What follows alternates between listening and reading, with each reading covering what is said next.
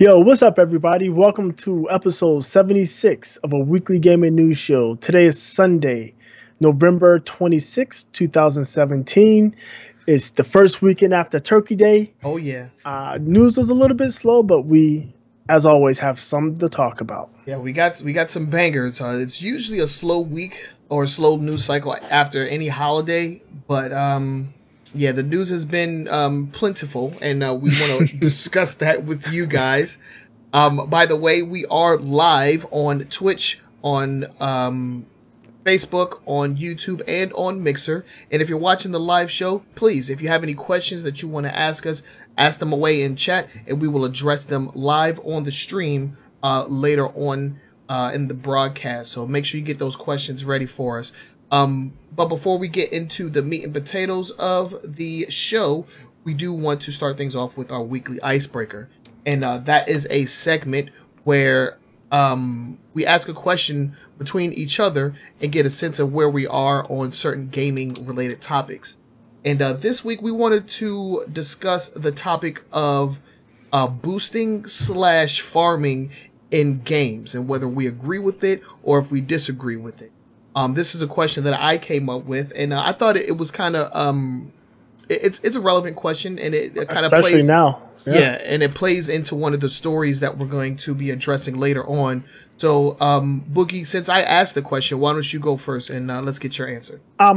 Me personally, I hate farming. Like it. Oh, I hate it. It's the worst, most tedious thing in any game. I know many MMOs. Essentially require you to farm. You just have to go and loot chase endlessly to get, level up and to get the good gear. But I absolutely hate farming. Boosting, I don't care. Either or. I mean, if I've boosted people and I've been boosted, I don't mind it. Especially when you get a friend, I've done it in, what game was it? I can't remember what game, but I talked somebody into buying this game like 6 or 9 months after it had been out. Mm-hmm. And I wanted them to be able to do close to in-game stuff with me, so I boosted them. So what? Who cares? Yeah. But I don't have a problem with either of them. If that's your cup of tea, I don't. I just don't like to partake, especially farming. Boosting, I would help boost somebody. I don't mind getting boosted, but farming, leave me out of that, please. Yeah. Okay, so my the way that I think about it is like, okay, so with boosting, if you're boosting in a game like Destiny, where you want to get somebody up to a certain level for like raids or something that's like not directly competitive, I'm okay with that. But like if you are deliberately boosting, and sometimes what people will do, right? I guess it's not actually called boosting, but somebody will have like a Smurf account or something like that, and they'll have a low level, and then they'll bring like a high level into that lobby, and the matchmaking won't necessarily So the high level balance out. Yeah, high level can prop up their stats.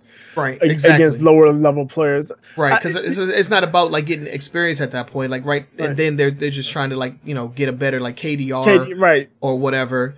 So like they'll basically take advantage of a low level lobby and do it that way. So I have two things about that. The first thing is I honestly, it bothers me to the point. It bothers me where it's lessening the experience of the new players getting in, because what's happening is those high level players, the ones on the Smurf account and the one that's way up there, they've been playing the game for a while, and they make the game unfair and unfun for players just getting in, because you just started playing the game and you got this dude, unbeknownst to you, that's been playing it for hours on hours, got hundreds of hours in there, and they're just destroying you, make you think, well, this is not a fun game, and they may leave before learning how to play.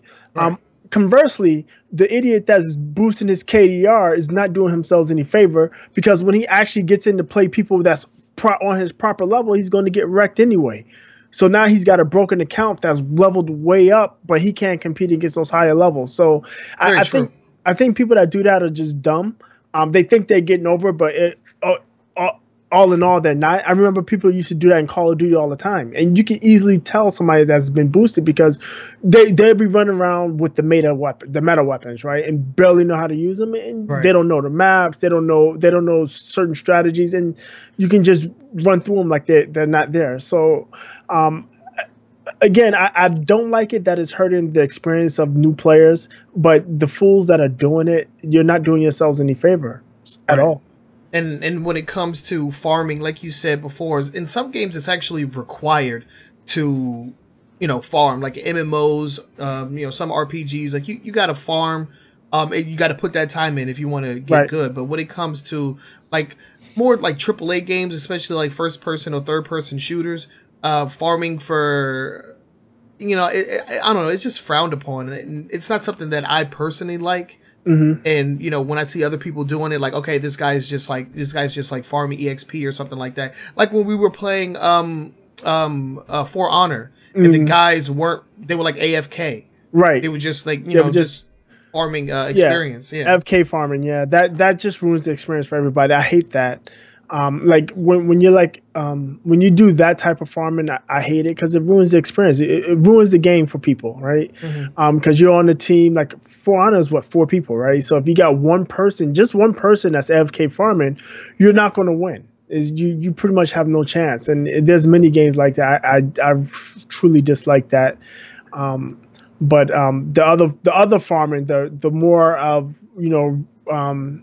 kill, repeat, rinse, repeat farming, that I don't like either because to me it's just tedious and boring. I mean, I've done it every now and then. Like you said, in some games, I think the game I did it was Guild Wars. It was an MMO, it was PC MMO. I would do that, but I would have like something on TV or something playing, something that has my attention where Guild Wars was actually in the background. Doing something. As opposed to it being in the forefront. But yeah. I don't know. Let us know what you guys think. Let us know what you guys think. Are you a fan of, or do you participate in any kind of like farming or boosting activities? Let us know what your thoughts are on that. But yeah, that was our weekly icebreaker. You can submit questions to us via our social media. You can see it at the bottom of the screen there. Just use the hashtag weekly icebreaker and ask away. We'll be more than happy to discuss any topic that you guys have for it. But with that said, we can go ahead and move into the next segment. That's going to be our quick hits. And the quick hits are kind of like lightning round questions that don't necessarily deserve a deep dive, but it's something that we want to bring up, something that happened during the week, and something that may interest you. So first up, we have a story coming out of Capcom, as Marvel vs. Capcom Infinite has 3 characters that are going to be released on December 5th. And it's kind of weird because all 3 of the characters that are coming out are from the Marvel side. No Capcom characters in this most recent update at all. Those characters that are going to be released are Winter Soldier, Black Widow, and a old-time favorite, Venom. What are your thoughts on this, Boogie? I haven't played the game. I like all 3 of the characters though. I watched the Marvel Cinematic movies. No. I watched the video. I thought you were talking about the movies. the reveal videos. Yeah, they look interesting. I don't know. It's funny because they all look like in the cinematic universe characters, right? They look like the Winter Soldier looks like the dude that plays the Winter Soldier in the Captain America movies. Yeah, Scarlett Johansson looks like the Black Widow. Like a 1-for-1 recreation, right. Yeah. Yeah, but I mean, I don't play the game. I don't have any feeling. My thing to this, considering that Marvel has pushed this game obviously towards the Marvel Cinematic Universe, I'm surprised that at least Black Widow wasn't in the initial roster, at the very least, if not both Black Widow and Winter Soldier. Yeah, I agree with that. You would think that with the popularity and how much they are pushing the Marvel Cinematic Universe, that those characters would have been in it at the beginning, especially Black Widow, as there's not a lot of female characters in Marvel vs. Capcom Infinite to begin with. You would think that they would take the opportunity to add, you know, a very popular female character from the get-go instead of waiting until, like, what is this? I think this is like the third act or whatever. Yeah, I think it's the third act. That's right.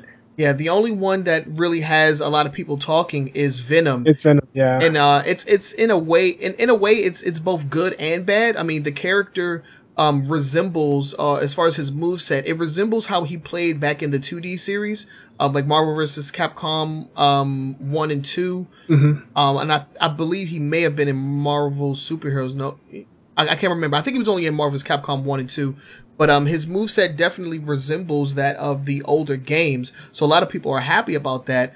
But what people are upset about is his voice. He does not sound good at all, dude. Like, he sounds very squealy. Yeah. And it's rubbing a lot of hardcore Marvel fans the wrong way. Right. I personally, you know, same as you, I don't own the game, and I honestly do not plan on getting the game because anything called Marvel vs. Capcom that doesn't include X-Men is not tried and true, in my opinion.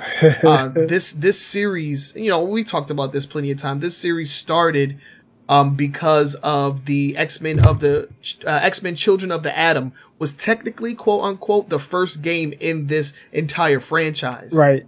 You know, because going forward, they would just, you know, they would add in the Street Fighter characters, and then they would add in more Marvel characters, and then, you know, it came an amalgamation of characters.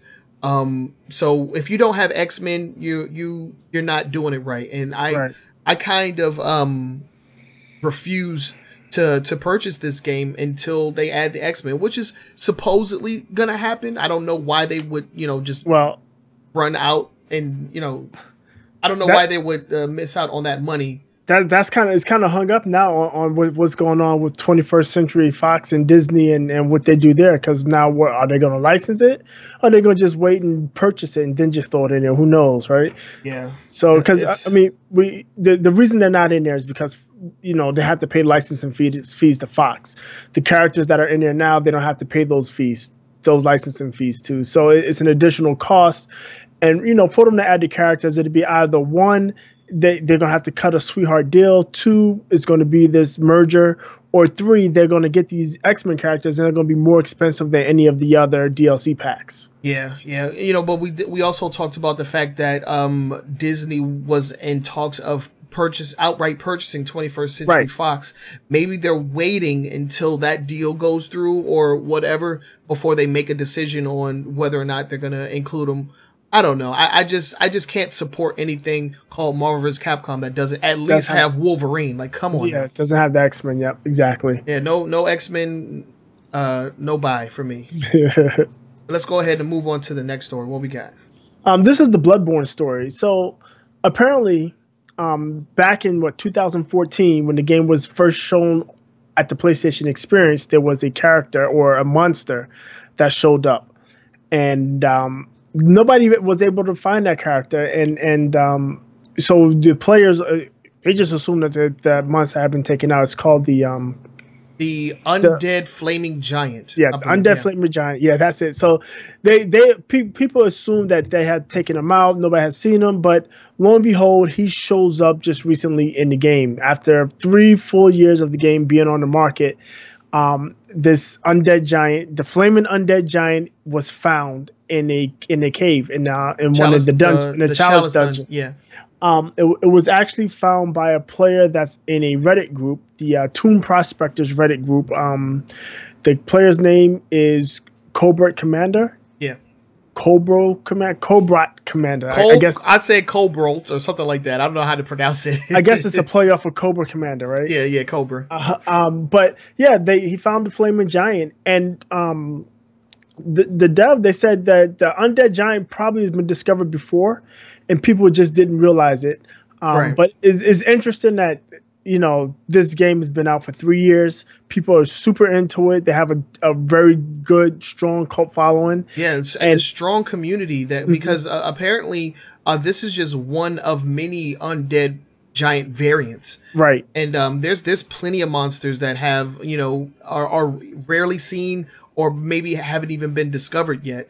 Right. So you know, yo, hunters, put your freaking capes on and get to work, because there's plenty of monsters that you guys probably haven't seen yet. You're missing them. You're missing out, right? Yeah. The chalice dungeons are randomly generated, which is why a lot of people may not have seen it. Right. And I think I like that.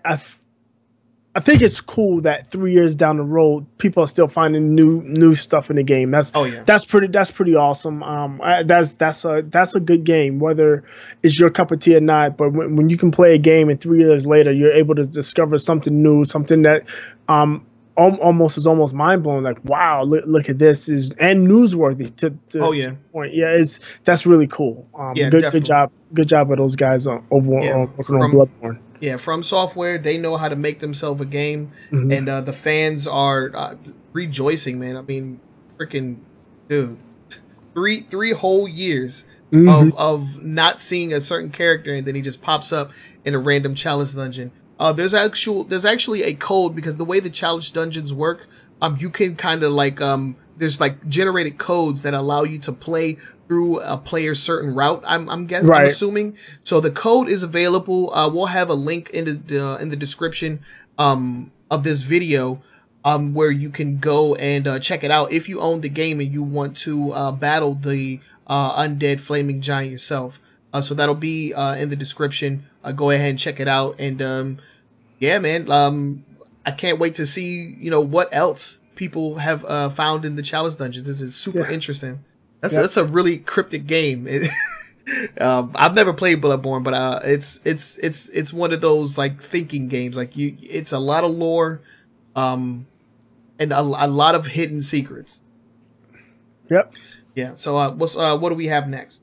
Sonic. We got a Sonic game. Yeah, this is all me, baby. Okay, so if you're tired of playing Sonic Forces because it was a terrible game, well, you can get your Sonic fix for free now, because Sonic 2 is now available for free with limited ads on the iOS and Android marketplaces via the Sega Forever campaign.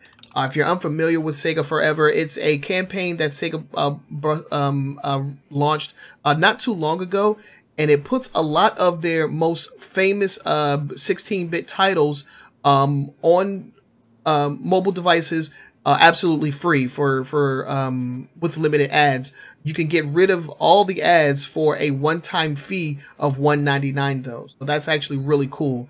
The thing is, this is like the definitive version of Sonic 2. So I highly recommend it. It was developed by the same person that developed Sonic Mania. So there's a lot of like hidden, secrets and a lot of extra features that the original game doesn't have. And it's really cool. And I think Sega is doing this deliberately because Christian Whitehead, the developer of the remake, he actually had a prototype for Sonic 3 on mobile devices with, upgrades and all that stuff. He had that in the works, but it never came to fruition. And I think this could possibly be hinting at, maybe trying to garner or like see what interest is there for, Sonic 2 or Sonic games on mobile. And hopefully we can get Sonic 3 and Knuckles. That would be really cool, because then you can use the tried and true lock-on technology and get get extra features. I think it'll be super interesting. So it's available right now. Just go to the Android marketplace or the iOS store, the Google Play Store, I should say, and download it. And it's free with limited ads, and with a one-time payment of $1.99, you can get rid of all those ads. So, so essentially, you can buy the game for $2, and to be quite honest, Sonic 2 for $2 is not a bad deal. No, not a bad deal at all. And I'm not exactly sure how Sega Forever works, because I haven't really like dived into it. Like all the games that are available, I actually already own. Right. But so you haven't... so I haven't really had any reason to do that. But I think, and I could be wrong, but I think if you pay the $1.99, it gets rid of ads across the whole Sega Forever spectrum. No, I'm pretty sure it's per game. Is it per game? Yeah, it's per game. I think that they had like a big fee, like maybe $9 or $10, $9.99 or something like that. For all games. Yeah, I have to look that up, but I know the $2 fee is per game. Okay, all right. So I wanted to make that sure because I was reading something and it kind of confused me, so I wasn't sure. But yeah, Sonic 2 for free or for $2 with no ads. It's a good deal, and right. This is the best version of a classic. And I believe the 25th anniversary of this game was like a couple of days ago. So they had like a whole like Twitter like campaign going on. It was pretty cool. I liked it. Let's move on to the next one. The last story is it's more Sega, believe it or not. More Sega news. Yeah, it's Valkyria. I'm gonna say Valkyria. Valkyria. Valkyria 4 is being released on PlayStation, Xbox, and Nintendo Switch. There's no release date yet, but it's a pretty big deal. This is the first game in some time, and this one is another one of those JRPGs that has a huge cult following.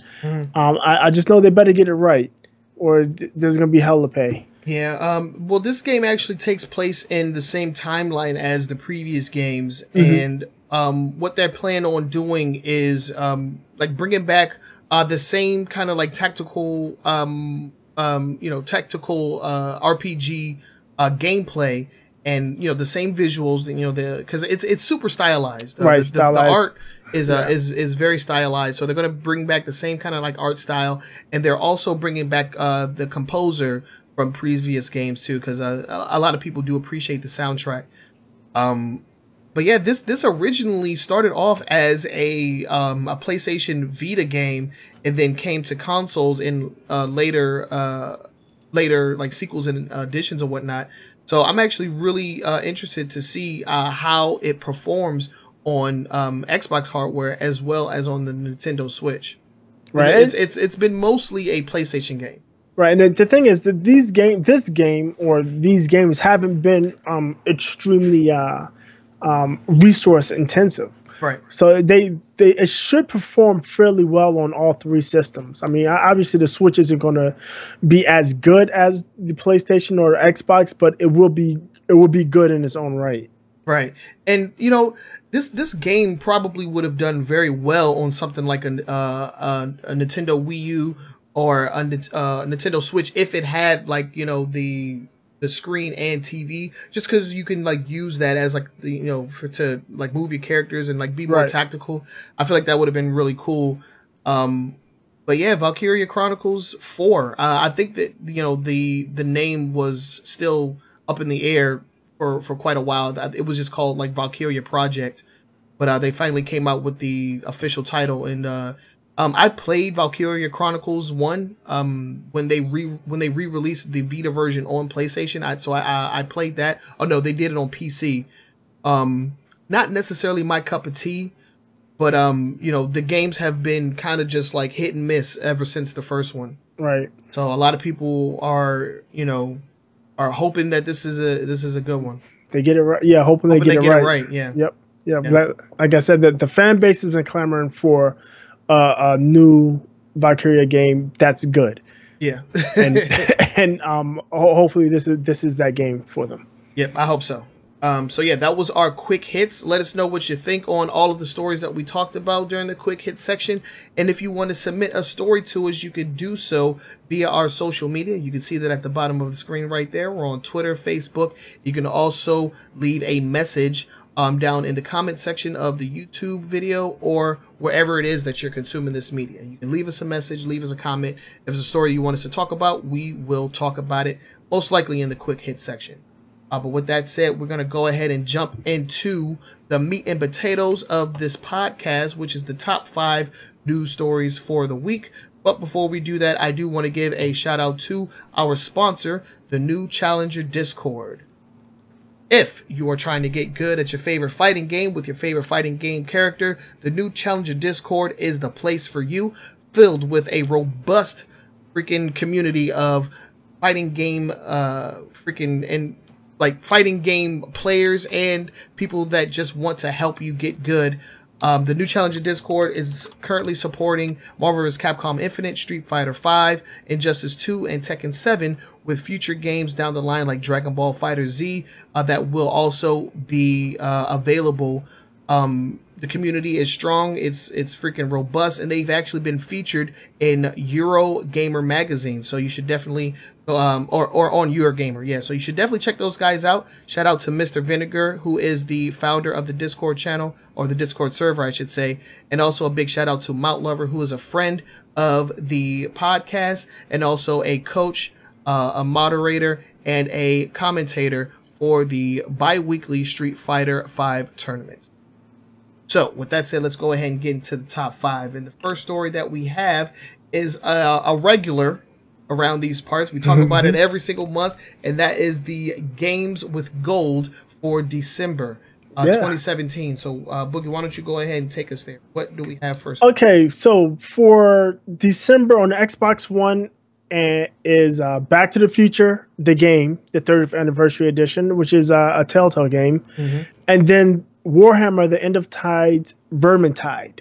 The End of Times, Vermintide. That is a good game. I have it on PC. It's kind of like it's a first person co-op game. It's 4-player co-op, and it's kind of like Left 4 Dead, except instead of using mostly guns, you're using mostly melee weapons. And you're fighting these like giant rats and like rodents and stuff. It's pretty gruesome, but it is difficult. It will kick your ass. And they just recently announced the sequel is already in the works. Yeah, they announced the sequel. So the sequel is in the works. So if you want to get started with a game series that is definitely worth your time, if you got the stomach for some difficulty, I would definitely recommend Vermintide. Oh, cool. And what do we have for the 360? For the 360, you have Child of Eden, which is a game there was a demo on this a long time ago. It was almost, I want to say it was like a Connect Tech demo. But it's actually an odd game. It combines like music and shooting. It's a shooter, but you use music and the motion controls to kind of guide you through. Is very interesting. Yeah. It's pretty. It's a pretty game. Like the visuals are pretty visuals. If you still have your Kinect, it might be worth. Is worth, even if you don't have your Kinect, it's definitely worth a go for free. Right. And then for the 360 also is Marlow Briggs. I've never heard of this game, and the Mask of Death. I've seen it. I've seen it on like in the arcade section back on the 360 a long time ago. It looks like your standard affair, your action adventure game, shooting explosions, right? Whatever. Nothing to call home about, but I mean it is free, so it's like the equivalent of the popcorn movie for video games, right? Exactly. Yeah. So and as Microsoft does every month, from the 1st to the 15th is Child of Eden, and then from the 16th through the 31st is Marlow Briggs. And then for the Xbox One titles, December 1st gets you Warhammer, starting on the 1st. That's going to be from the 1st through the 31st. And then on the 16th until January 15th, Back to the Future is available. Okay. Yeah, so 4 games for free, and as always, the Xbox 360 games are playable via the backwards compatibility, so you can get all 4 games on your Xbox One. What I've been noticing, and because I turned on my 360 not that long ago, when I download games from the 360 onto my Xbox One, it also downloads it, or at least it tries to download it onto my 360. So, like, I turned on my 360 and it was telling me, like, yo, your hard drive is full, bro. You can't do nothing. I'm like, what? Like, how? Right, because it's linked to your account. That's why. Yeah, so I had to go into my storage on my 360 and kind of just, like, delete a bunch of games that I had downloaded. I was like, geez, I didn't know that it was downloaded in both places. I don't know if I'm more surprised that you ran out of space on your 360, or that you wouldn't turn on your 360. Why did I turn it on? I turned it on for something. I was playing. Oh, you know what? There was during the Black Friday sale, they had a game for sale that I wanted to play. It was for $3. It was Castlevania It was the 2D Castlevania made by Mercury Steam, that Mexican developer. Yeah. Yeah, in the Lords of Shadow series. Okay. I guess it was the second one in the series. That was an arcade game, right? Yeah. It was like $3, so I was like, hey, you know what? I never beat it because it was a DS game initially, and I had it and I never beat it, and I was like, it's $3, I'm gonna buy it. Yeah, why not? I went ahead and got that. But yeah, but before I could even do that, I had to delete like mad games. It's freaking crazy. Freaking crazy. So yeah, 4 free games. Not the best lineup, but Vermintide and Back to the Future are definitely worthy. I think. I think the eating game is too. I think that's one of those hidden gems. I mean, but who still has a Connect? But you don't necessarily need to Connect to play it. Okay, because I was about to say. Yeah, you use the Connect and it makes it more immersive. Okay. But you can just play it with a controller. Okay. I was wondering because I don't know, I never like had a chance to test compatibility with Xbox 360 Connect games and Xbox One Connect games. Yeah, I'm not either. Yeah, because I was actually pretty interested in that. I was like, will a game that was compatible with Connect on the 360 work on Xbox One? I have no idea. It should. Well, yeah, in theory, but I've just never seen any instance of it. Yeah, I just never seen an instance of it. You can think of this game, the eating game, as a 3D version of like a Geometry Wars. Remember Geometry Wars? Mm-hmm. Yeah, Geometry Wars is dope. Yeah, it's like a 3D version of that thing. If you think along those lines, that's what you're getting into. I think it's a fun game whether you have a Connect or no. Okay. Cool. What's it called? Let's go ahead and move on to the next story. All right. So. Oh God. It's been dominating the news the past month and a half now. Loot boxes. We're back at loot boxes. And last week we were talking about Star Wars, Battlefront 2, and EA's greed and whatever you want to call it, their predatory practices. Well, we also mentioned that the Belgian government was taking a look into whether loot boxes would be constituted as gambling. Right. And they did come back and say that the loot boxes was a form of it. They didn't quite say it was gambling, but they said it is a form of gambling, and they're looking to ban loot boxes. So that was last week. Yeah, that was like a late Friday. The news broke like Saturday night, Sunday. Mm-hmm. And then just recently, our great Hawaiian lawmaker Chris Lee has come out to talk about the predatory nature of loot boxes and the fact that something needs to be done about it. So it looks like the loot boxes are under fire. Yeah, definitely. And this is what's going to happen now. I'm looking at this along the lines of the ESRB, right? Mm-hmm. Remember back in the early to mid 90s, you had those games. It was mainly Mortal Kombat, Rampage, and the game we talked about, Night Trap. And Primal Rage. Yeah, yep. And they had people up in arms about the violence and how the government was going to regulate the gaming industry. So I think this is part 2 of that, where now they're looking at loot boxes and saying, hey, look, we may need to regulate this because regardless of me, you, and a majority of the gaming public, because the average gamer is about in their 30s. Last time I checked, study I saw was like the average gamer was like 32 years old. Right. But lawmakers, the old folks, still think it's for kids, right? So when they see gambling and money and stuff, they're automatically like, oh, they're exploiting our children. We need to do something about it. And they maybe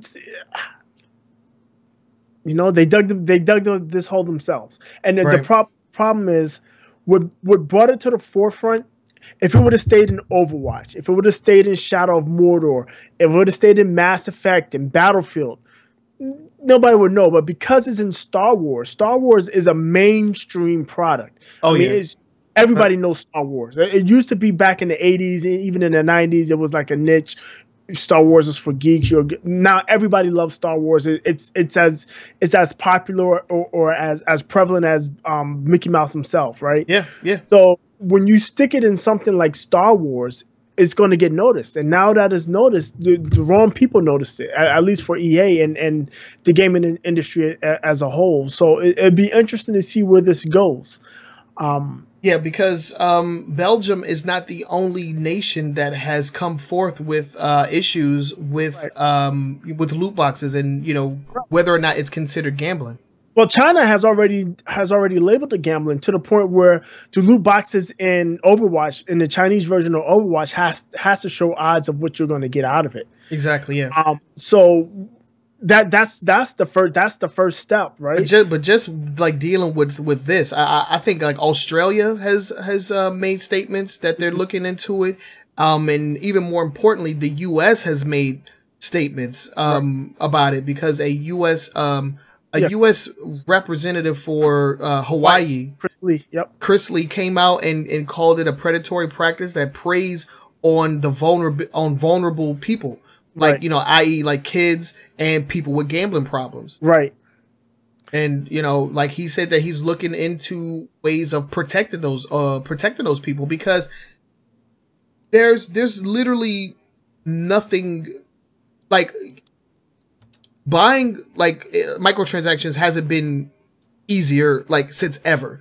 You have Xbox Live, you have Steam, or you have like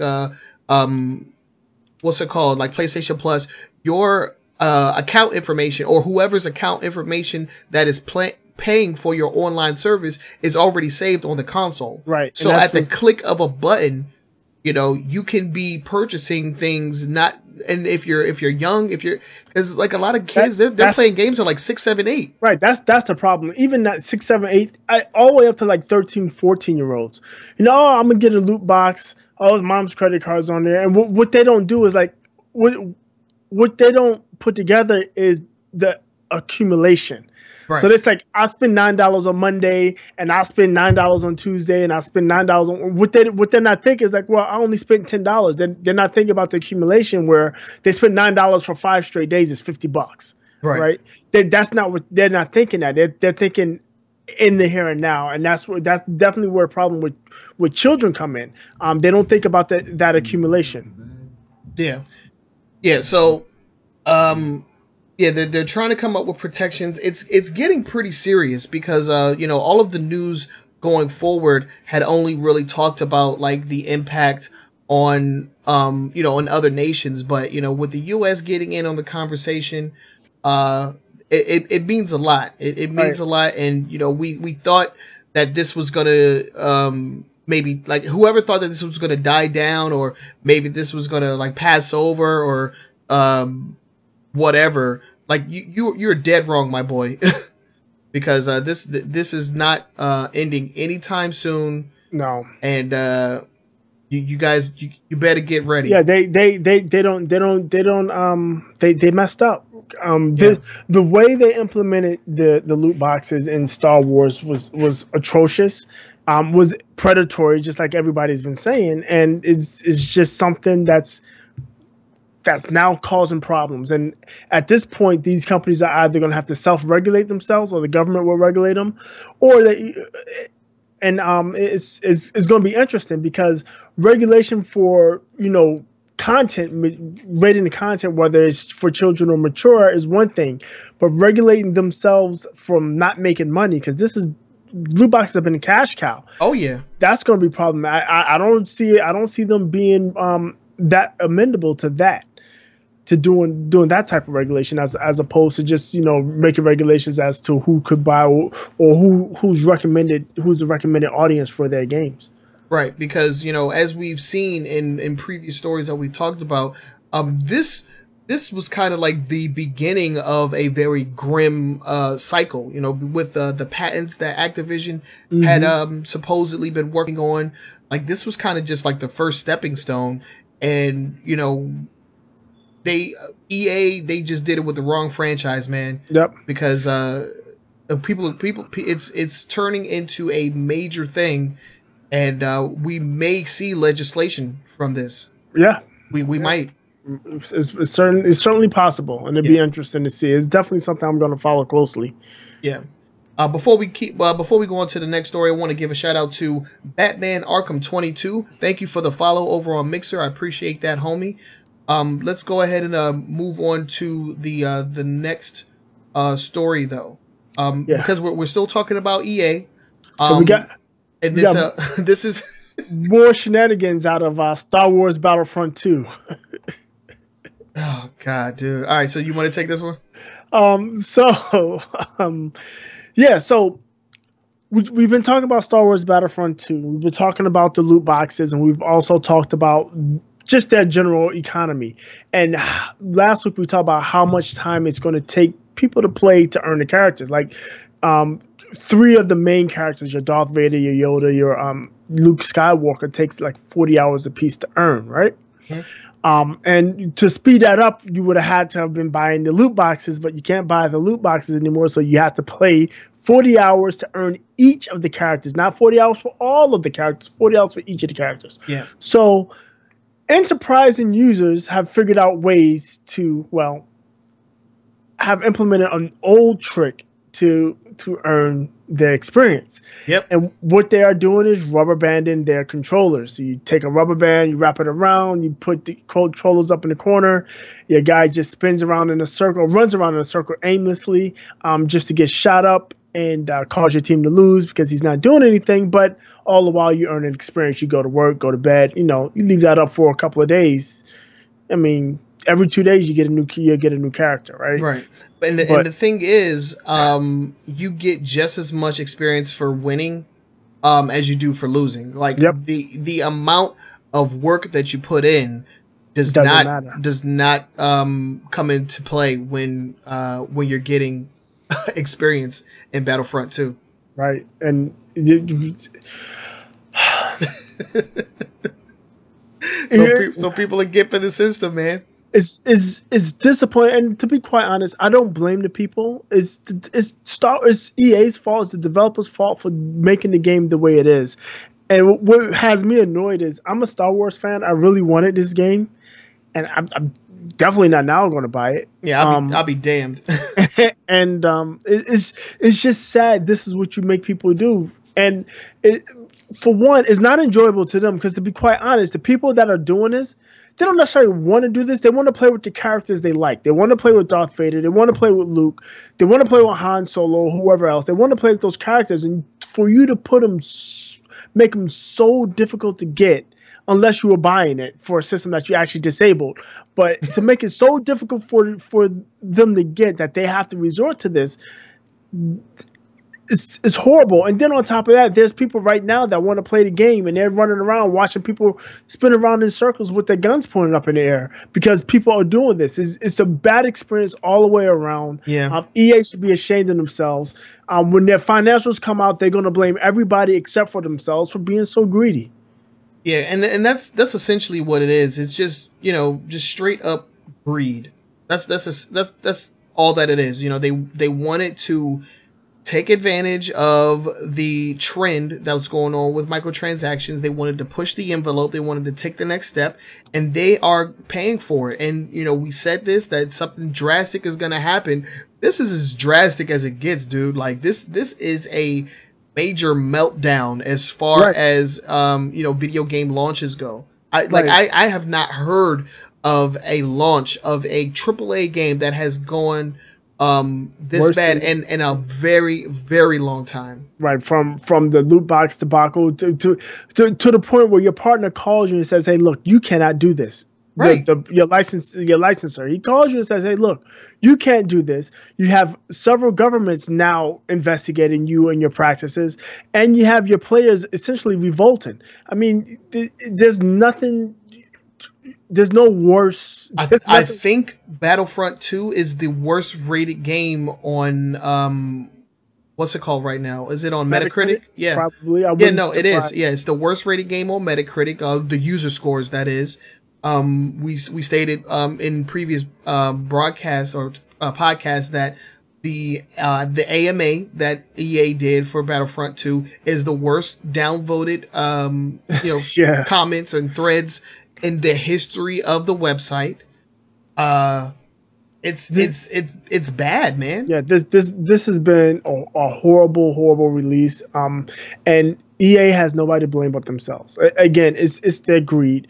It's their greed as to why Mass Effect was bad when it came out. Mm-hmm. It's their greed. Their greed is why Battlefront 2 is going through what it's going through, and no wonder EA has been voted one of the worst companies in the world for many years running. I mean, we talked about that like last year, how they were like the worst company. Yeah, they're always voted down. They're up there with Comcast, where people just hate them, and this is why. This is why people hate EA. Yeah, rampant greed and not taking like responsibility. Mm-hmm. Because they issued that somewhat apology. But it's like, are you really sorry? You said you're going to reinstate microtransactions in the game. You just took it out at launch, thinking that reviewers may not take that into consideration when judging the game. They took it out right as the game launches, so only the ones that got it early actually experienced it. That's not sorry for what we did. It's just that's a sorry we got caught. Exactly, and. Dude, when CNN is in, major news networks are talking about a gaming issue, it's big, man. It's big. Yeah, when CNN and Fox News and MSNBC and those guys are talking about it, it's a problem. And like I said in the previous story, they picked a wholly incorrect IP with Star Wars to do this. They picked the right IP where they like.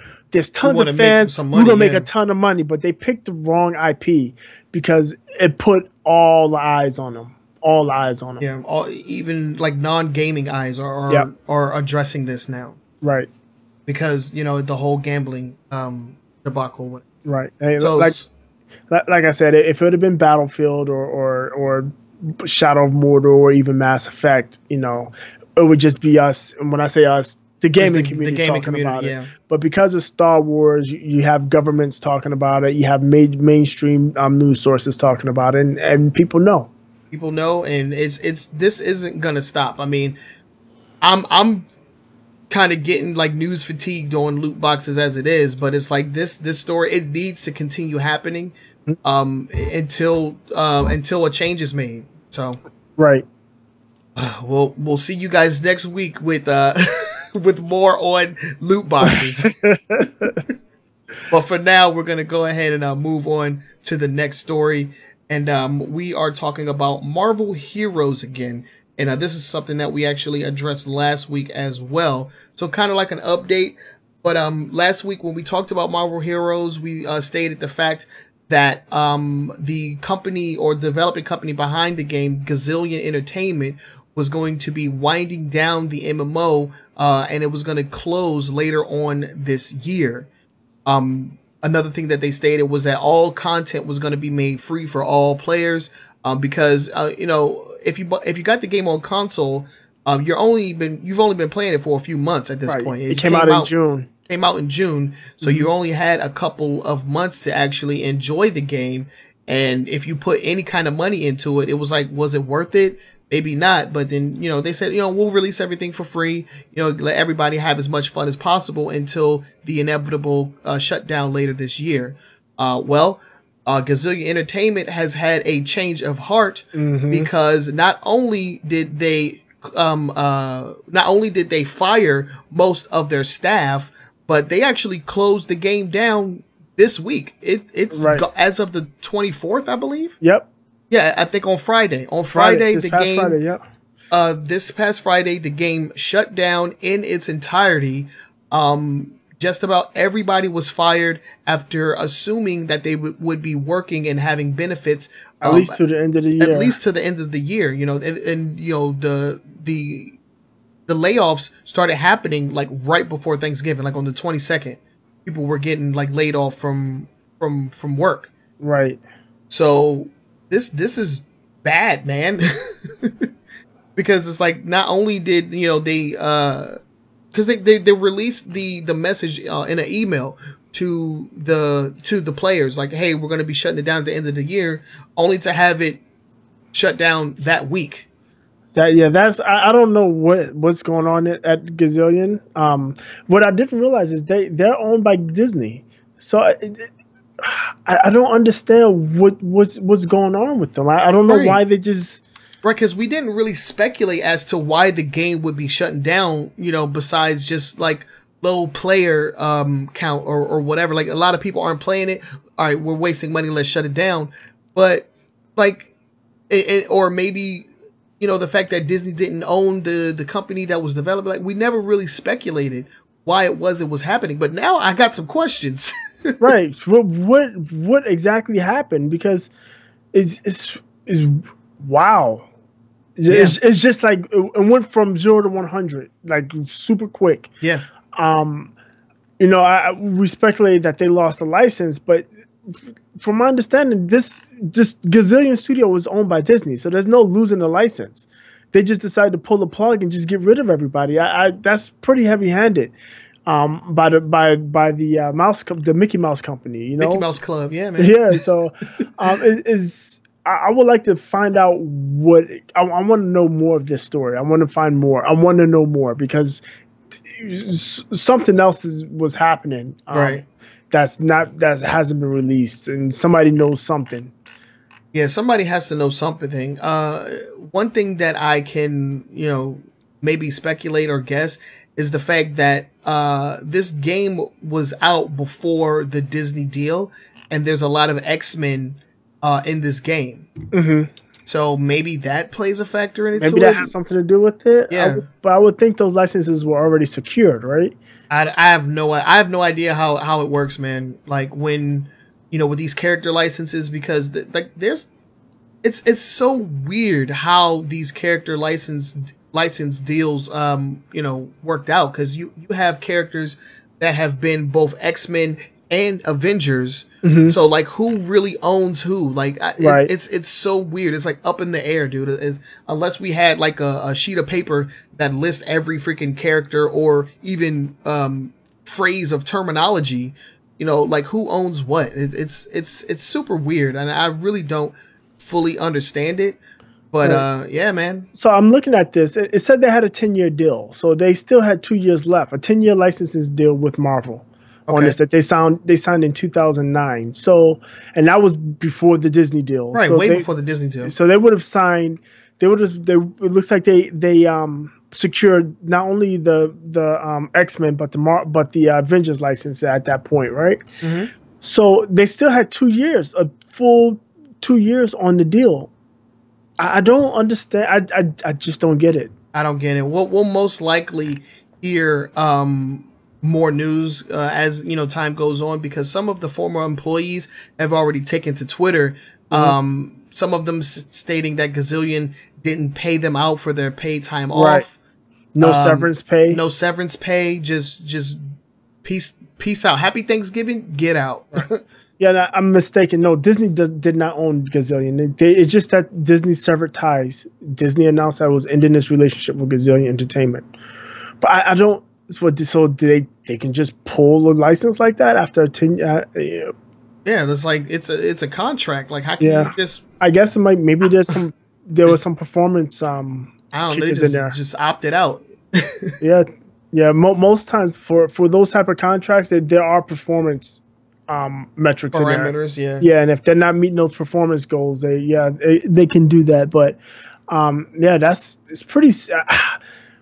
That's horrible, and the fact that the employees, it's holiday season, the day before Thanksgiving, like a month before Christmas, you know, just like you're out the door. It's the worst time to try to look for a job. Oh yeah, definitely, especially if you're in like the game. I would expect, especially if you're working in the game industry, probably gonna be hard to find a studio that's going to want to hire you and give you those Christmas bonuses right out the back. You know, right.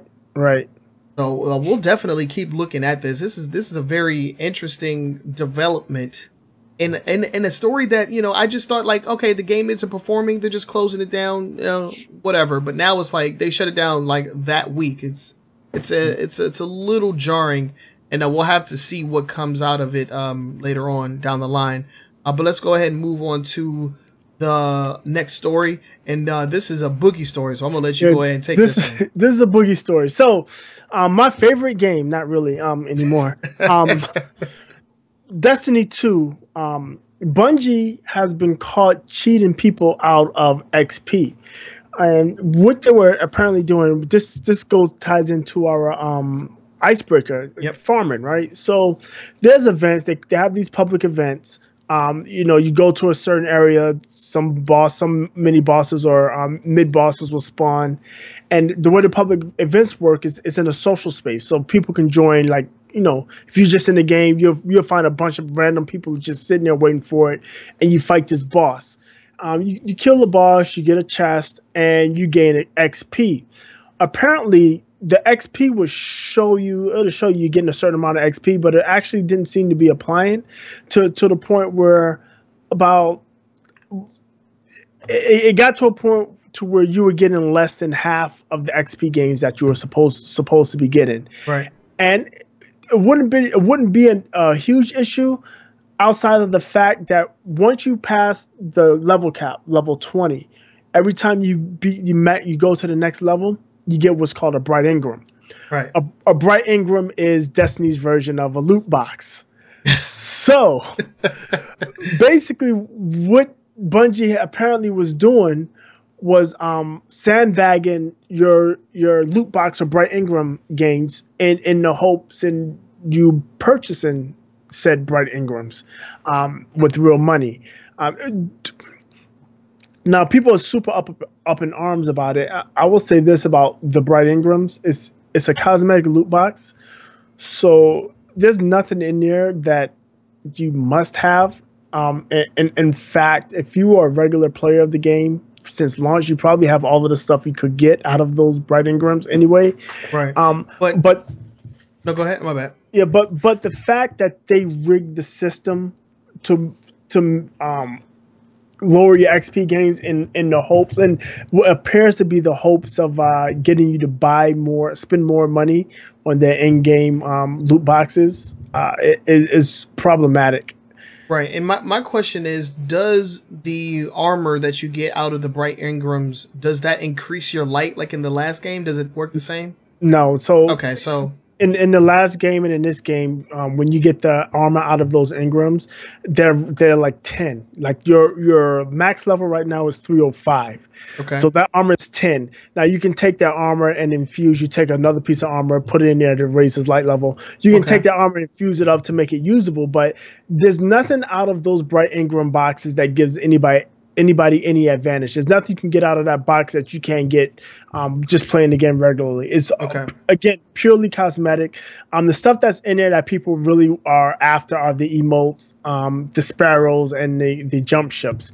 Okay. Which, again, is cosmetic. The sparrows you barely ever use. The jump ships you only use between loading screens. So it's purely cosmetic. Yeah, it's cosmetic, insignificant. The problem is that if Bungie, because the way Destiny works is they have actually expansion coming out December 5th, and the way Bungie works is each time an expansion comes out, they add to those loot box, they add to that loot table, and if it gets to the point where Bungie is adding something into that loot table that you can only get from the bright engram that is wholly desirable, whether it be cosmetic or not, by them sandbagging the XP, you're going to force people to buy into it.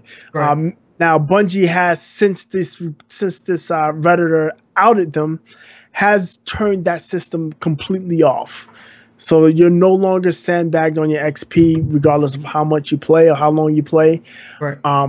And they kind of gave a little bit of insight on how things work on the back end, which is very unlike Bungie. They normally don't give insight on how their systems work, but I guess they felt compelled to do so. Right, because this is a real bad look. It's a bad look, and I understand why they did it. The way people play Destiny is they want to earn as fast as possible. Right. And currently the fastest way to earn is the public events, especially if they're on the Flashpoint. Flashpoint, they'll pick one of the locations that's the area that's, the area of the week. They change it every week, and you get the public event, and sometimes you also get another boss that spawns in. So you get 2 bosses to fight. You get the XP, and people are grinding out for these Bright Ingrams. I don't know why, but they are doing it. So right, and the way the system worked before they closed it down was like if you were playing the public events, your EXP was kind of like scaled down all the way down to like it was. And the funny thing is, it would show the same number. So I think you get something like 2,500 XP for the event. It would show that same 2,500, but that whole 2,500 wasn't being applied. It wasn't being applied. And then if you were playing Leviathan raids, which are much longer, more drowned out experiences, like you're playing that for a longer amount of time, it would actually scale up, so you would get more experience than what they were telling you. Right. And I like I said, I understand. I see what they're trying to incentivize you of playing the in-game content versus running around doing. I would call public events a Midland event. It's not an entry level, but it's a Midland event. I mean, there's public events if you have the right loadout and you know what you're doing, you can do a solo. Okay. So it's just what Bungie is notorious for saying, we want you to play our game the way we want you to play it, as opposed to you finding shortcuts and doing it your way. So this is one of the things that they were doing. I to be quite honest, I don't think it was a thing to get people to push to the Bright Ingrams, because again, the Bright Ingrams are, in my opinion, useless. The people that are doing these farms, they already have everything out of the Bright Ingrams that they could have won, right? So I don't know. It's definitely a bad look. Yeah, it's just a bad look. If this was for anything that was like if the Bright Ingrams gave you anything that made you like something that you needed, something that would help you advance or progress in the game, it would be an even worse look. But if this this was something that I did not understand, the fact that all Bright Ingram loot was purely cosmetic, so yeah. It was probably unnecessary, but they were just trying to limit the amount of experience you got from doing something very quick over and over again. So I kind of understand it, but like if you're gonna do that, then just issue out less experience, right? Like just all the time, like just all the time. Make it to where that doing that event over and over for experience is not advantageous, right? Like you would actually gain less experience each time you did it consecutively or something like that, or within a day. Well, that's what it's doing, right? But yeah, that's what I'm saying. Like just do that outright instead of like and say it, yeah, instead of lying about it. Right. That's be transparent about it. Yeah. Right. If you're gonna do it, say, hey, look, this is what we're doing with public events. If you do your first 5, you get full XP. 6 through 10, you get 75%. Over 10, you're only getting 50%. After 20, you're only getting 10%. Be transparent about it instead of doing it this way, this underhanded way. Yes, I agree. Yeah, because I don't see a problem with limiting the amount of experience somebody can get from doing something like really quick. Like, because how much time would a public event take you normally? 2 minutes, 3 minutes. Yeah, so you're spending like 3 minutes. Are you getting max XP every time? Right. Nah, cuz. So yeah, good. I mean, good on them for coming forth and addressing it. Another beneficial thing is that they actually gave insight on what they do on the back end, which is something that they don't normally do. At least that's what I've read. I haven't played Destiny 2 at all. So I've been kind of like out of the loop with the whole with Bungie as a whole. Yeah, you're not missing much. Yeah, so yeah. Just next time, just be transparent, man. I'd like to think that Bungie is, one of the, one of the best companies to come out of the last like couple of decades. I'd like to think that, like in my perception of Bungie, is that they're solid. They're not terrible. But Bungie has fallen into the trap of the publisher. Like they want to do things, and Activision's not letting them do the things they want the way they want to. They would have been better off staying independent, or even under Microsoft. It's that whole "the grass is green on the other side" thing here. Yeah, and Activision is definitely asserting their power and influence over Bungie for sure. Yeah, you can tell with some of the design, game design. Steps Bungie has taken, something that they wouldn't have done on their own. Yeah, I don't know. Well, we'll have to see what happens going forward. I haven't picked up Destiny 2, and at this point, I really don't think that I will. Probably gonna just pass on this one, but yeah, just be more transparent, man. And that's all I'm saying is like my perception of Bungie is that they're not a terrible company, but when they do stuff like this, it's like, really, bro? Come on. Don't skimp people out on experience. Don't do that. Exactly. So yeah, that was our top 5 news stories for this week.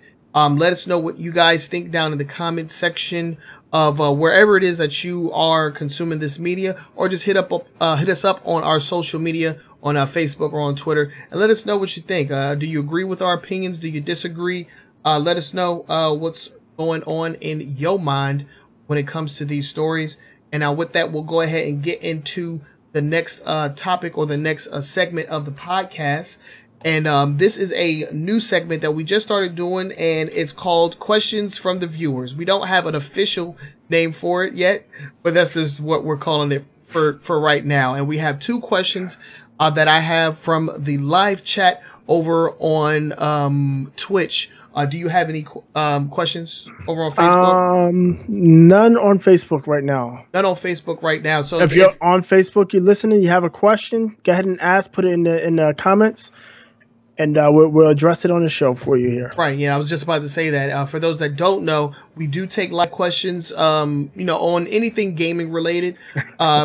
Just let us know what you guys think. If you have any questions, and we'll address it on the show during this segment. It's something new that we started doing, so I'm not surprised that we're not getting a whole lot of questions. But let's just answer the couple that we have here. The first one comes from Slaughter the Joker, and he asks, what do you guys feel about the Overwatch ban about being a one-trick pony?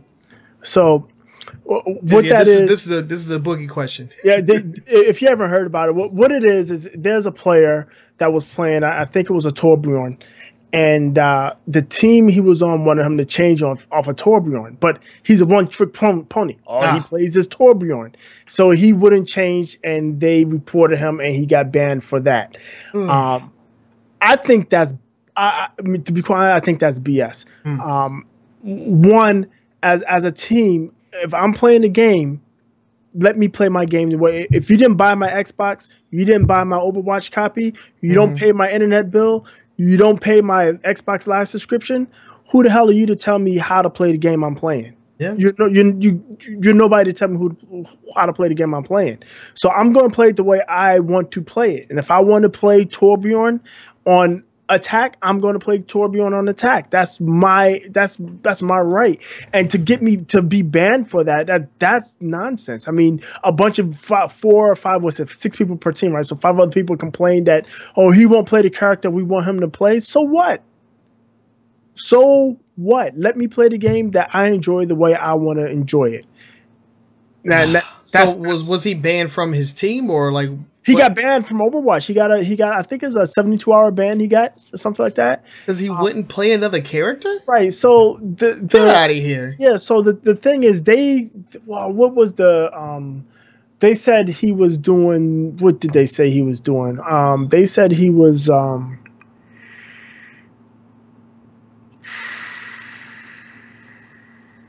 he just wasn't being a good player, which it was like some stupid generic one, where he's not if you go through the list, it's like a generic one, like unfriendly or unhelpful or something like that. Wow. and they all banned. They all made this report against him. And the problem is, you know, they basically ganged up on him, saying, "Look, we want you to play this certain character." And the problem I have, there's two problems with that. One is what I first said.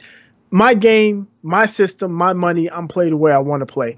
The second thing is, you're going to make somebody play a character they're unfamiliar with. Right. That's going to be more detrimental to you than letting him play with the character he's good with. Yeah. Oh, so, God. It makes no sense. People are stupid. They don't think about stuff like that. Yeah. I mean, if I'm playing a game and somebody says, "Well, I only know how to use such and such," I'm going to say, "Well, okay, you use such and such." I'm not going to say, "Hey, no, you need to be Mercy." That's not going to help me because you don't know how to play Mercy. Right. Play the character you know how to play, and you obviously, if that's the only character you know how to play, you put a lot of time into them. You know what to do, when to do, and how to do it. That's fine with me. Right. That's terrible, man. Oh God, people are crazy, and I'm actually kind of like disappointed that that the ban was allowed to go through. Right. They had no business. That's problematic. Yeah. Yeah. Bungie needs to fix that. Not Bungie. I mean, I'm sorry, not Bungie. Blizzard. Yeah, Blizzard. Blizzard needs to fix that because it's one thing. They are cousin companies, right? Both under Activision, but it's one thing to say this guy was take some. So there's people that go on block characters, right? It's like, oh, okay, Mercy is a popular character, and somebody's upset. They'll pick Mercy and then not do anything. They'll just like run around in the map. Sometimes they won't leave, right? That's one thing, but that right there, I would say is bannable. That's griefing, you know, right. That's a bannable offense. But when you're saying I'm going to get banned, or I'm gonna ban you because you only know how to play one character. Get out of here. Come on. Yeah, that's whack. We got one more question from Maury Jin, and he asks, "Did you hear about Nintendo's renewing the trademark or the new logo for Smash? If you do, if so, do you think they will announce Smash early next year at E3? That comes from Maury Jin. I did hear about that. I kind of just want to see, I want to see more of it. I'm not sure if this is going to be a kind of like a re-release like they've been doing, you know, in previous games. If it's like a re-release, something like a Because what I thought, sorry, my mind is like all over the place. What I thought Nintendo was going to do is kind of just like combine the content from both the 3DS version and the Wii U version and put that on the Switch, and it'll be, you know, Super Smash Brothers for the Nintendo Switch. Right. Because there's certain maps, there's certain game modes entirely that are missing from, you know, each version of the game. So in my opinion, you know, just combining all of the content and releasing it, you know, as one, you know, definitive version would be better. Plus it seems a little soon to be making another Smash Brothers. I mean, Smash Brothers 4 probably it took an external freaking development company. Bandai Namco had to come in and assist Nintendo and HAL Laboratories with the development of Smash 4. And I don't know that the game's director, Mr. Sakurai, is even in the field or in the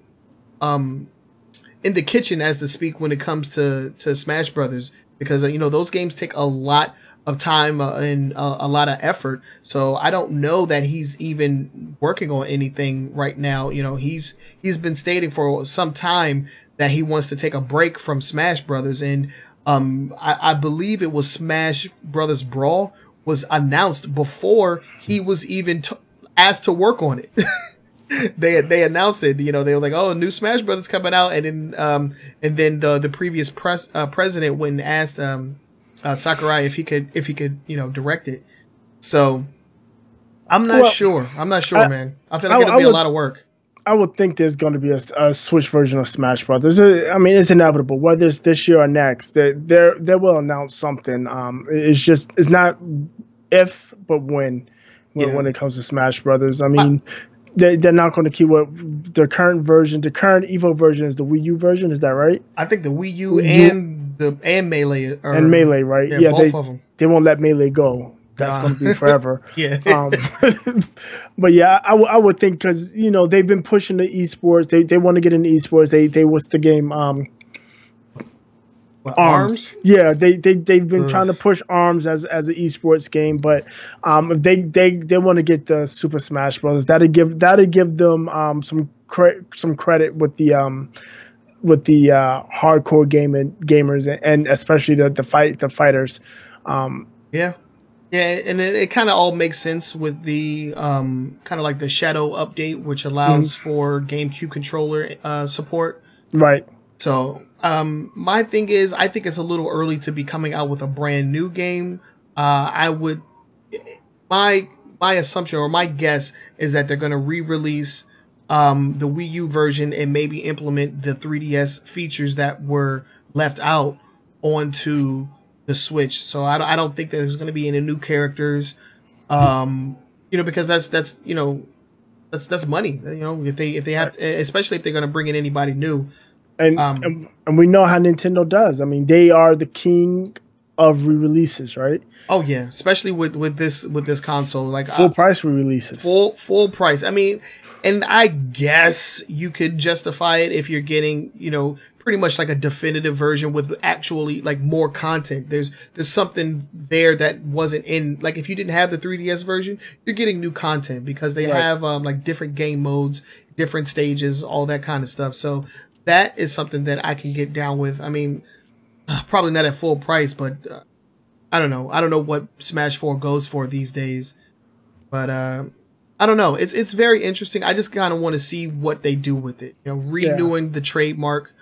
I don't know. We'll definitely see. I mean, I'm a fan of Smash Brothers, so I'll most likely begrudgingly get it whenever it comes out. I'm just saying that it doesn't make a lot of sense for them to create a brand new game when, Smash 4 is fine, in my opinion. Well, we'll see. Like I said, Nintendo there's going to be a Switch version of a Smash Brothers, whether it's this year or next. There's definitely going to be a Switch version. Yeah. Oh, God. All right, so let's go ahead and get on to the next segment. That was our questions from the viewers. If you have any questions, you can ask us. If you're watching us live, you can ask us questions, and we'll definitely we'll answer them during the podcast live. So anytime you have a question, just go ahead and put it in the chat, and we'll definitely address it. But let's go ahead and get into the next segment, and that's going to be the long form discussion. And this week we are talking about well, Boogie, why don't you go ahead and take us there? What we got for the long form? So, what is your feeling on deceptive game design used or meant to lock players into endless cycles, or force players or move players towards microtransactions? And what I mean by this deceptive game design, and this is just can go back to the last story we talked about, is Bungie cheating players out of XP, where it makes you feel like you have to continue to go to continue to grind to make the progress, simple or basic progress. You see this a lot in MMOs. You see it a ton in MMOs. That's basically their MO, right? Right. Is to make you grind out, and is anywhere from horrible loot tables and drop rates to diminishing returns on XP gains. I know one big component in this is the XP to level gain. So if you first start out a game, you're level 1, you fight a level 10 monster, you get a ton of XP. Right. Then when you get to like level 8 or 9 or level 10, you start getting next to no XP.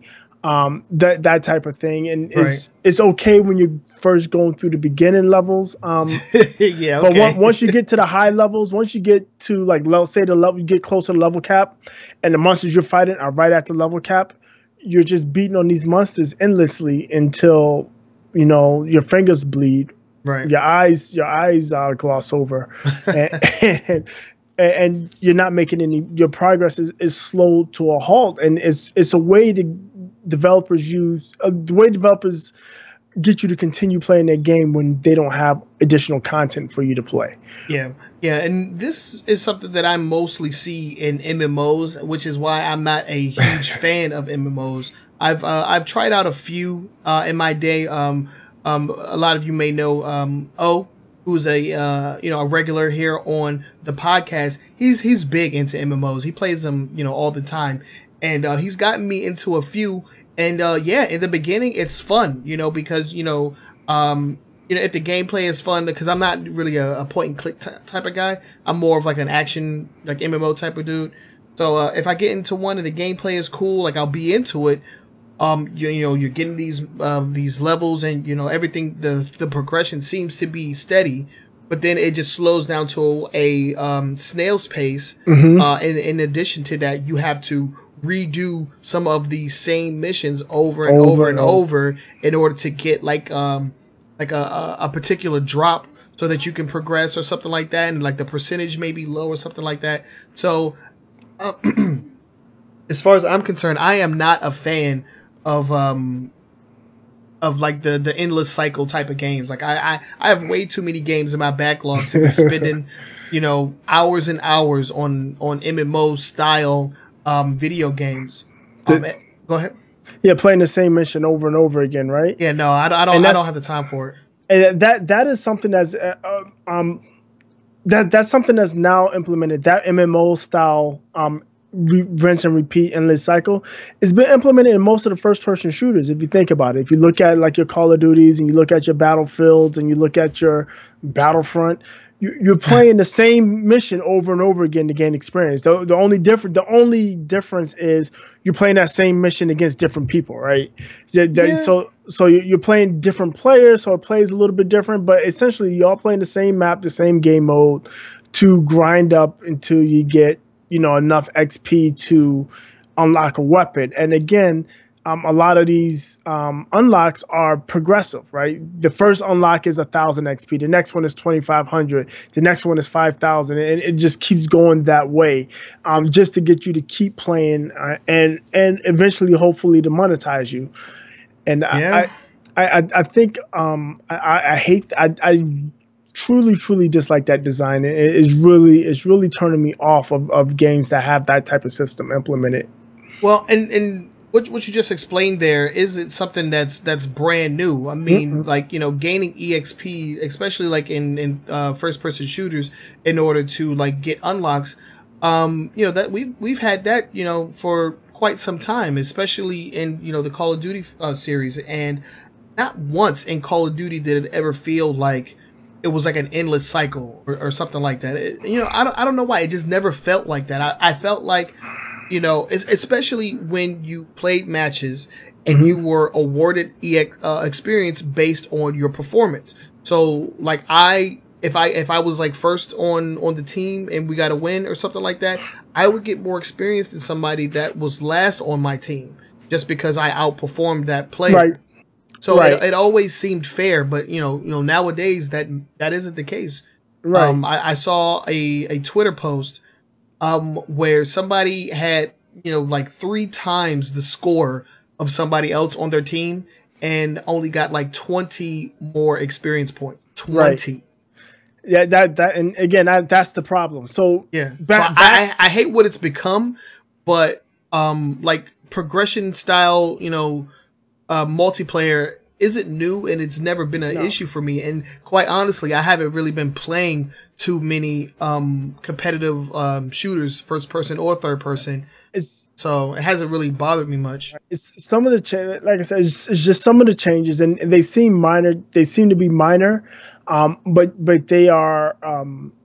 They aren't minor. They make a huge difference in how you're progressing in the game and how much you have to play the game to get the items that you want. And then also on top of that, the way they randomized stuff. Like before, when you played Call of Duty, you knew once I hit this level, I got this weapon. Once I hit that level, I got that perk. Once I got this level, I got this accessory. Now it's all randomized. You got to keep playing, and you open a loot box, and maybe you get what you want, maybe you don't. 9 times out of 10, you get at least one duplicate item. Oh yeah, duplicates. And so it's an endless cycle, and it's pretty vicious.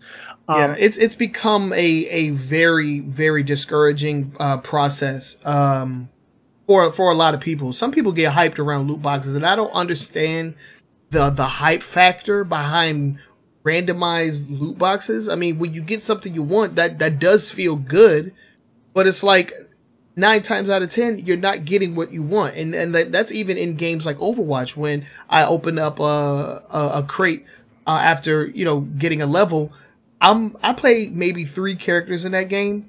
And my main character Zarya, I only have 1 alternate costume with that girl. 1. And granted, I haven't played the game a whole lot, but I have plenty of freaking costumes for the rest of the cast. Now, if it were up to me, I would only get stuff for characters that I want, and I've even gotten some Zarya duplicates. So it doesn't feel good to in any game. To me, but some people get a rise out of it. Like, yeah, it's like I don't get it. That's the whole thing, going all the way back to our loot boxes gambling. It's that type of feeling. It's that same feeling that you get when you gamble, right? Yeah. You pull a slot machine, the slots hit, and you're like, yes, I won what I wanted to win. It's the same thing, right? It's the loot box is that slot machine. You open it up, and it falls out these items, and if you get what you want, you get that huge rush. And the problem is sometimes when you don't get what you want, you get that huge down, or you go way down. So yeah, I just the way games are designed now is just to hook you in, and it's multi-pronged problem. Is one, again, these publishers are all about the bottom line, and there's only a few publishers now, a few strong publishers that are currently dominating the market. So they're kind of making all the rules. Yeah. And believe it or not, they don't care about us as gamers. They care about their shareholders and the bottom line. And whatever they can do to get more money in is what they're going to do. And the way they're doing it now is they're making fewer games, and they're making these fewer games last longer with add-ons and microtransactions. And as long as they can continue doing that, as long as they continue with the add-ons and microtransaction business model, as opposed to the new game every couple of years, they're going to keep doing that, and they're going to keep trying to lock you into that game. Right. Yeah, because I don't think we're ever going to see an Overwatch 2. Oh yeah, it's highly unlikely. Yeah, highly unlikely. They're making way too much money, and they've been slowly releasing new content. So it's like, why even spend the money and resources on making a sequel, a new game, right? It's no point. Yeah, no point. Yeah, I don't know, man. It's a vicious cycle. I'm not a fan of it. I do not get a rise out of random loot boxes. So, the deceptiveness of, the game designs these days, and the endless cycle that they try to trap you in, especially in first-person shooters. And they've been trying it at, the action adventure genre as well, with Shadow of Mordor, with the exclusive orcs and whatnot. Right. And even in Assassin's Creed with specific gear and weapons and whatnot. Although I never really had a problem with that. I found some pretty dope gear in game, and I freaking destroyed that game on the hardest difficulty. Oh really? Oh yeah, that game. It's a good game, but it does not require microtransactions at all. Not at all. Does not take away from the experience, in my opinion. I'm pretty sure if I'd have bought a freaking crazy, and you know what the cool thing is when you get the exclusive content or whatever, it's level capped. Oh really? It's level capped. So if you're level 4, you're gonna get a level 4 weapon. It may be a few levels higher, but as you play through the game, you can actually increase the level of the item that you have. Oh, okay. So I've stuck with the same weapons all game. Just because they're good, and I can upgrade them myself. You can upgrade them, yeah. Yeah, so I don't know. It's not something that I enjoy. It's just another one of those things that's just turning me away from a lot of games that I would have otherwise played. Yep.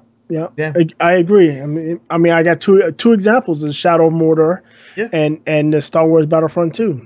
Yeah, no, I definitely wanted Shadow of War because Shadow of War, yes, and Mordor, yeah. Shadow of Mordor was The good. original, yeah. That was a good one, and they just kind of just shot themselves in the foot as far as I'm concerned with the way that they handle microtransactions. I'm not a fan. Yep.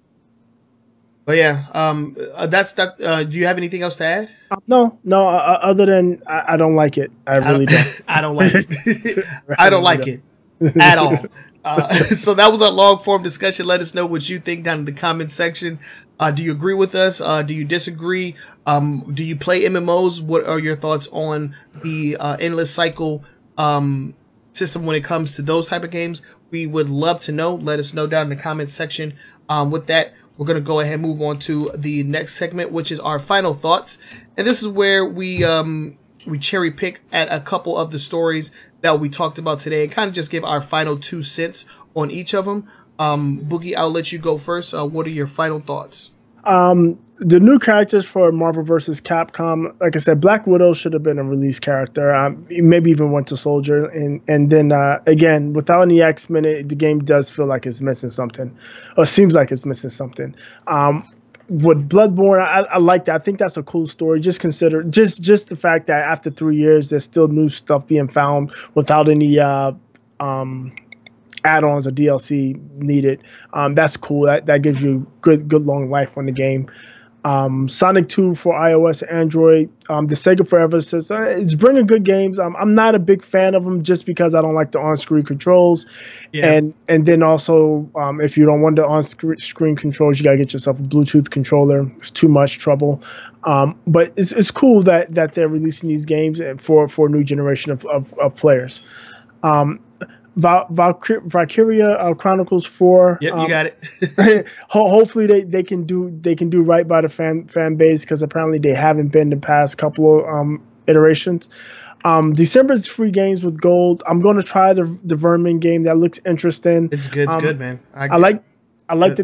I like the Telltale game, so I'm definitely do the Back to the Future, and try Eden. I mean, if you've played Geometry Wars and you liked it, try the Eden game. You might like it. And the fourth game is Forgettable. Yeah. The second story we talked about with the loot boxes as gambling. EA's done stirred up a hornet's nest.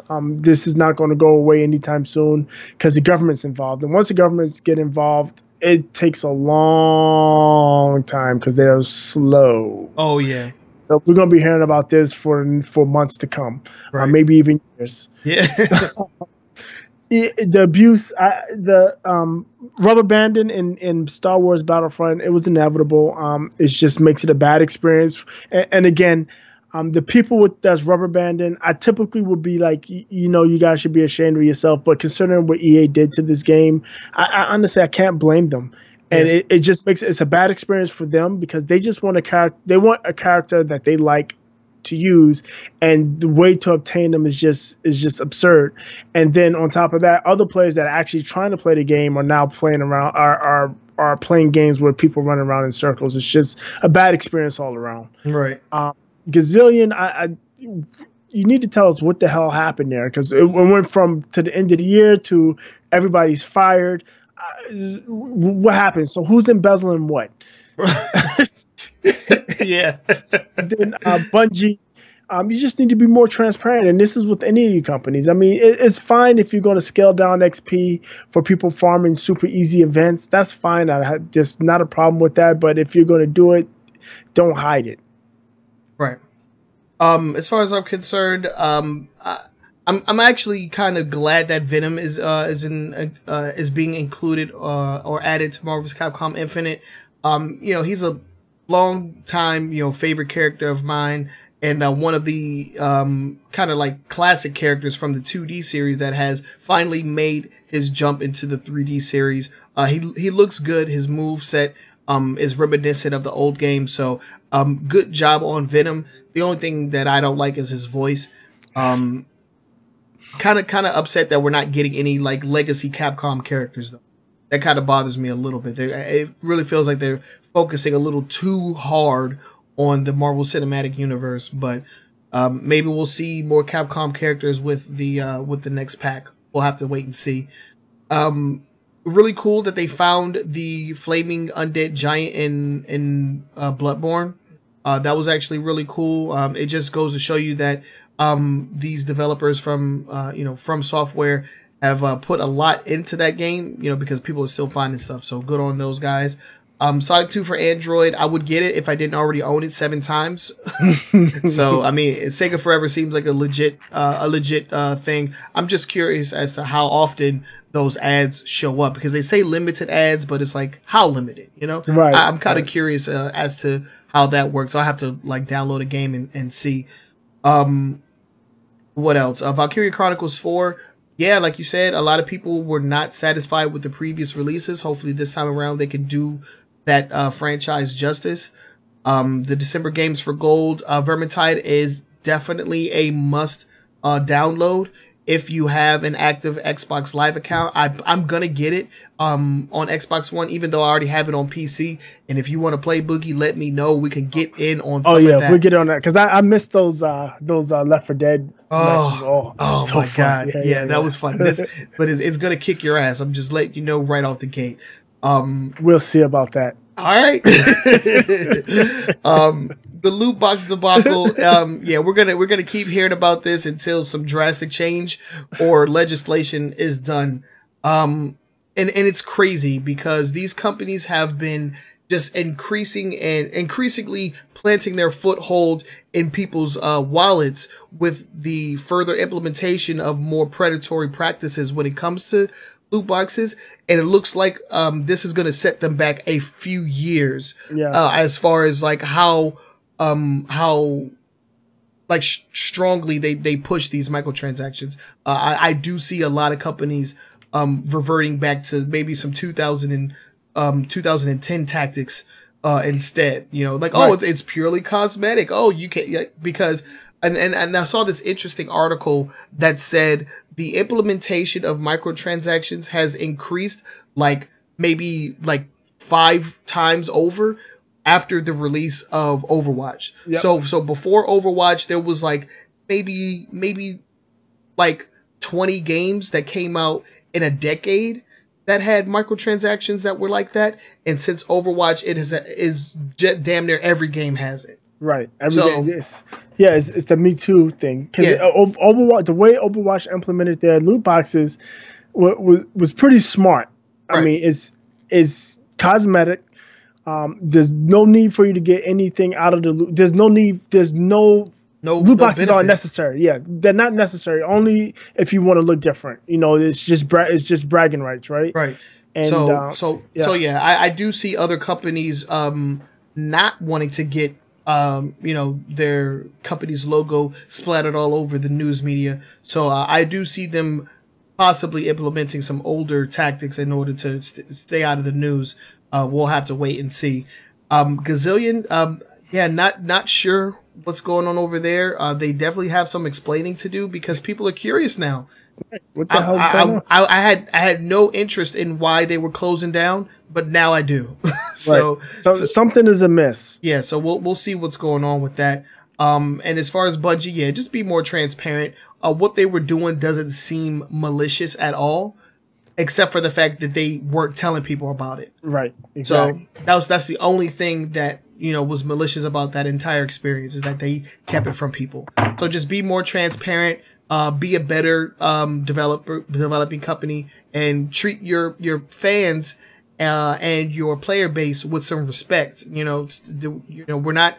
Everybody's not as dumb as you like to think that they are. Because that dude, if you look at the freaking Reddit, the work that he put in, that dude put in some work. That Reddit thread is ginormous. The Reddit post is ginormous. Detailed graphs and freaking pie charts, all types of stuff. So just treat your player base with some respect and be transparent, and you should be okay, Bungie. Bungie should know better, because this is the same community from Destiny 1 that did the same type of stuff.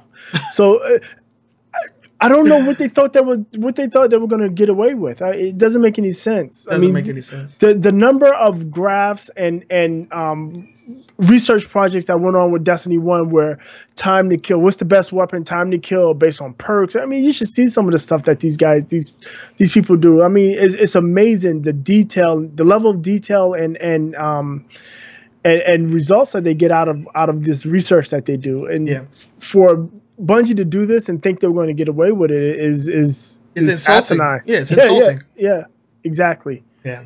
But yeah, so those are our final thoughts. Let us know what you think on each of the stories that we discussed today. We'd love to interact with you guys. We'd like to get this discussion started as far as these stories are concerned. So let us know what you guys think. We are on Twitter at AWGamingNS. We're also on Facebook. You can reach us AWGNS or just a Weekly Gaming News Show. You can also catch us on YouTube, a Weekly Gaming News Show. The link is down in the description. You can see it at the bottom left-hand corner. The tinyurl.com/AWGamingNS. Go ahead and subscribe too. Subscribe to us on YouTube because not only do we upload the podcast episodes, but we have the Weekly Gaming News 10 and 10, which gives you a short snippet as to what we'll be talking about during the podcast. And then I also have my first impressions video series that I definitely need to make happen again because I haven't done one in a while. So yeah, subscribe to the channel. We're always looking for new ideas, so leave us some suggestions. We'll definitely take your considerations to heart.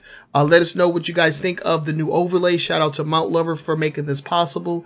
And if you are taking us on the go or you would like to, Boogie, why don't you let everybody know where they can listen to us if that's what they want to do? Okay, we are in the general podcasting directory, so any podcatcher you use, whether it be Overcast or Cast or any of those, you can search us by putting in our call letters, AWGNS, or typing out fully a Weekly Gaming News Show. We are also on TuneIn Radio, iTunes, and Google Play. So search us, again, by our call letters or a Weekly Gaming News Show. You'll find us, subscribe, and get the episodes each week. Yep. And don't forget that we go live every single Sunday at 7 p.m. Eastern Standard Time on Twitch, on Mixer, on YouTube, and on Facebook. And the episodes go live on YouTube and on the podcatching apps every Monday at noon. You could also catch the 10 and 10 every Saturday at noon, except for this week because I was mad late. That was my fault because I just got buried. I got buried under family. Yes, it's all good. Yeah, that post Thanksgiving madness going on. But yeah, I think we can go ahead and end it there. Again, this is a Weekly Gaming News Show, episode 76, and we are your hosts with the most. My name is Trenell. My name is Todd. And we will catch you guys next week. Peace out.